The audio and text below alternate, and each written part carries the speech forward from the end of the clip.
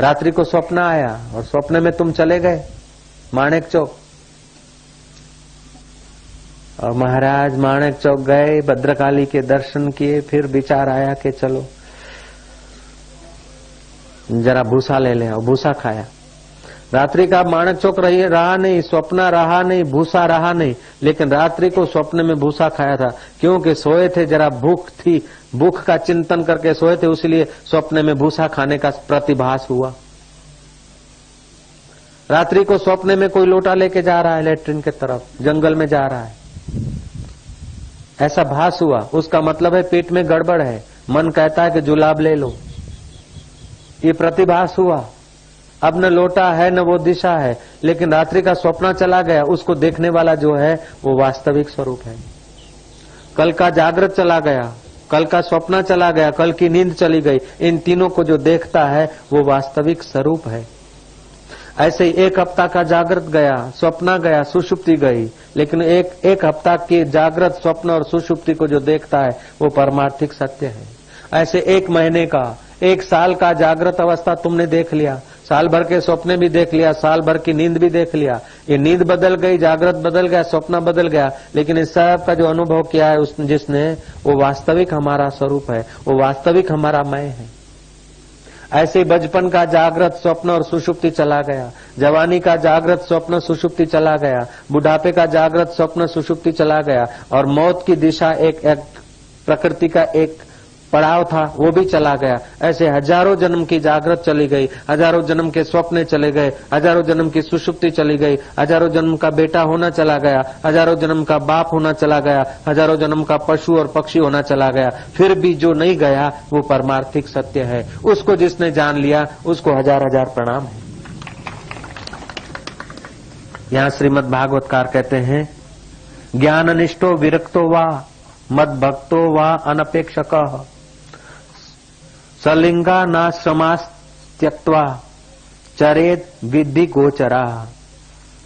जो अति विरक्त माना थोड़ा थोड़ा विरक्त तो होते हैं, लेकिन कोई धन से, कोई जिन से, कोई किसी से विरक्त होता है, कोई पत्नी से तो कोई पैसों से विरक्त होता है, कोई सेव से विरक्त होता है तो हलवा से विरक्त होता है, कोई नमक से विरक्त हुआ, नमक छोड़ दिया, हलवा छोड़ दिया, सेव छोड़ दिया, तो जल तो लेता है, पानी तो पीता है। किसी ने पानी से भी विरक्ति ले ली, जल से भी विरक्ति ले ली, अन्न से भी विरक्ति ले ली, कुटुंब से भी विरक्ति ले ली, बोलने से भी विरक्ति ले ली, फिर भी वो अति विरक्त नहीं है। मैं सबसे विरक्त हूं, अभी उसको देह में मैं पना मौजूद है, वो अति विरक्त नहीं है। मैं ऐसे लोगों को मिला हूं जो अन्न जल कुछ नहीं लेते, हवा पीकर जीते थे, घर में भी नहीं रहते थे, आश्रम में भी नहीं रहते थे, जमीन पर जिनकी झोपड़ी नहीं थी, पेड़ पर झोपड़ी बनाई, तो और जगह से विरक्त हुए, लेकिन पेड़ पे हैं। सब कुछ छोड़ा, लेकिन छोड़ने वाला मौजूद है, मन से जुड़े हैं। तुम्हारे मन में इतनी चीजें हैं तो उसके मन में कम चीजें हैं, और तीसरा है उससे बिल्कुल कम चीजें हैं, और चौथा है कि कोई चीज नहीं, फिर भी भारी चीज है कि मेरे मन में कोई चीज नहीं है। वो विरक्त नहीं हुआ ठीक से। कितना धर्म का रहस्य कितना गूढ़ है, कितना गहन है। लेकिन जो ज्ञान निष्ठ है उसने देखा कि ये शरीर प्रकृति का है, मन प्रकृति का है, स्थूल शरीर, सूक्ष्म शरीर, कारण शरीर, ये तीनों माया मात्र है। ऐसा करके जो अपने स्वरूप में जग गया वो अत्यंत विरक्त है। वो खाने के समय खा लेगा, योद्धा बन के युद्ध कर लेगा, राजा बन के राज्य कर लेगा, वो सब व्यवहार यथा योग्य करेगा, लेकिन अंदर से उसे किसी के साथ तादात्म्य नहीं है, सत्य बुद्धि नहीं है, अटैचमेंट नहीं है। वो ज्ञान अनिष्ट है, और उसे कोई लिंग के धर्म या लक्षण संभालने की इच्छा नहीं होती। कोई हमें साधु कहे नहीं, जिस अवस्था में ज्ञान हो गया, वो जिन कपड़ों में, जिस व्यवहार में, उसी में चलने देगा गाड़ी। वो वेशभूषा का अपने दिल में कोई महत्व नहीं मानता, धन दौलत का महत्व नहीं मानता, गरीब होने का महत्व नहीं मानता है, स्वर्ग का महत्व नहीं मानता और नरक का महत्व नहीं मानता है, सदाचार का महत्व नहीं मानता, दुराचारियों का महत्व नहीं मानता। वो महत्व तत्व का मानता है, परब्रह्म परमात्मा का, बाकी सब विलास और लीला जानता है।